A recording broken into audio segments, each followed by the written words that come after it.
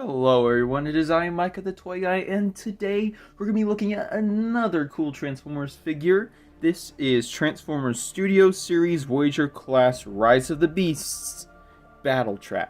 This is a pretty sick figure, in a good way. I mean, I'm getting really big Bayverse vibes from this. Well, maybe because Michael Bay is now a producer for this movie. But anyway, this is, in my opinion, it's a really good figure. But, you know, that's just me going on and on and on. But let's get into the figure here. As you can see, the head sculpt is actually really good. To me, the paint should have been actually just more paint and less just, you know, mold. As in, like, the plastic. Because on the box, it looks actually really cool. The head looks really cool, but then you get this weird orange stuff everywhere. So, in my opinion, they really should have just painted the entire head instead of just showing the plastic bits. But yeah, it's actually really good. Back of the head still filled in pretty well, just except for that one little slot right there for the ball joint. And then you got these, the head, I believe these are the like lights on top of the truck, and they just fold in there, which I think is pretty accurate to the figure. And then we have the front bumper grill where it kind of splits into two. I like this part, it looks really sick. And then you have the two parts of the truck here. I mean, the chest is really well built. Yeah, it stays put. And then you got these like huge legs, like very long legs. And it does spin here with the ball joint. It doesn't spin very much because of the backpack here, but it does spin pretty well. And the legs, they bend actually a lot. They have very good articulation. And then the knees. The knee looks good. And then you got down to the feet here, which, in my opinion, again, big Bayverse vibes, because this kind of looks like Optimus Prime's foot from, you know, I think the first 3 films. So, yeah, definitely Bayverse vibes.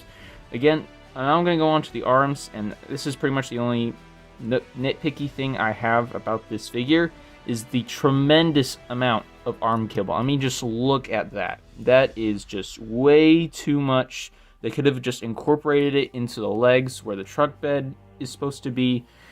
And man, this is just...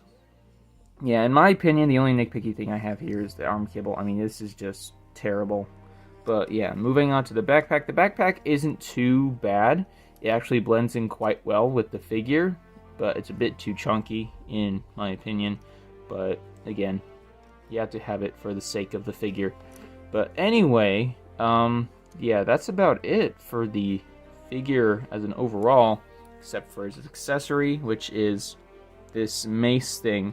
Now, this mace thing is supposed to be on like the end of a long chain, kind of like a flail, but then again, they didn't print the chain, they only printed the little mace part at the end. And what you can do is you can either, one, split it in half, you can attach it to its hand, his hand. This might take a bit. It's kind of hard to get on, and even if you do get it on, it doesn't close all the way, which is fine. It closes a good deal, but yeah, it still closes a good amount.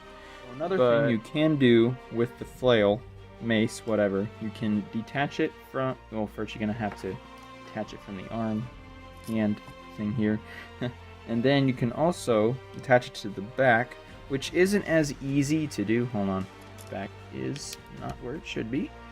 But yeah, so there are 2 little holes here in the back. Where you can, well, actually, no, it's a big hole right there. And then you can attach this thing to it.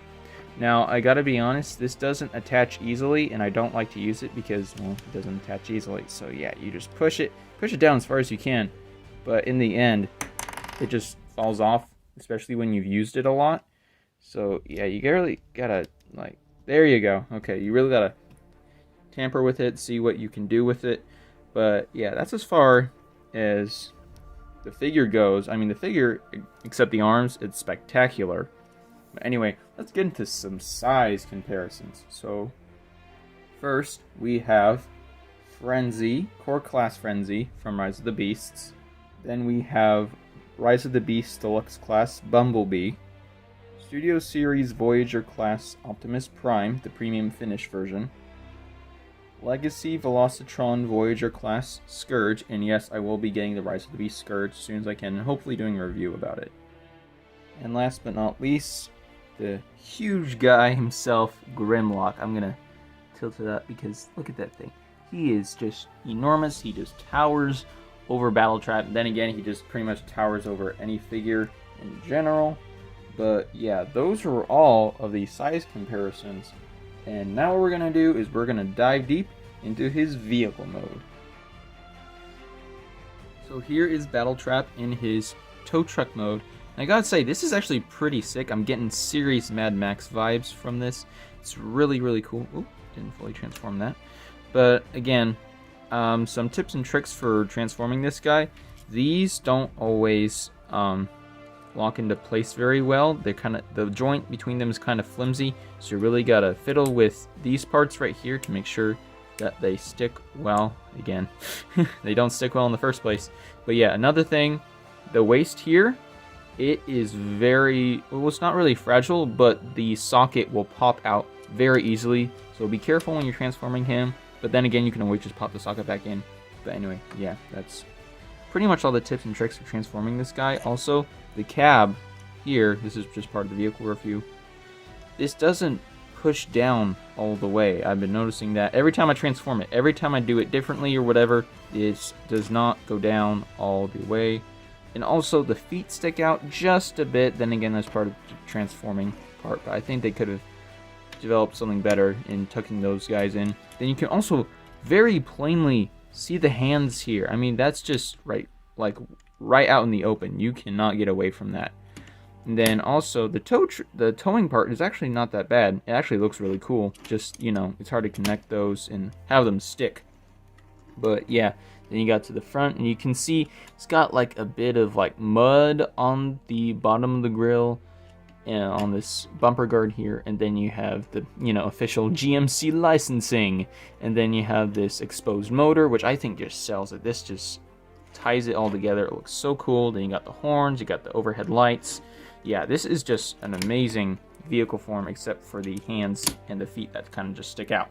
But anyway, what you can do with this figure is you can take the flail, mace, whatever you want to call it, then you can split it open, and here in the back there are little slots out here, so you can just clip that in. So what I like to do is I just put one end in there and kind of just close it over, push it in to make sure it sticks, and there you go.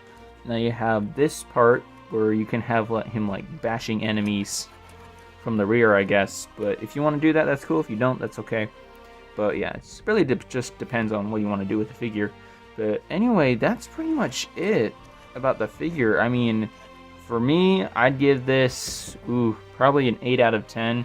Probably for the feet, that stick out, the arms that stick out, and then the arm kibble. I mean, that stuff was just terrible. But anyway, this is a really good figure. Just 8 out of 10 for those reasons. Anyway, that is going to be it for this review. Thank you guys so much for watching. Please make sure to leave a like and push subscribe if you haven't already, and leave a comment so I can see how much you're excited about the new Rise of the Beast movie, because I know I am. But anyway, I will see you all later, hopefully in the next video, where I will be reviewing Scourge for the first time ever, hopefully. Anyway, I'll see you guys later, and have a good day.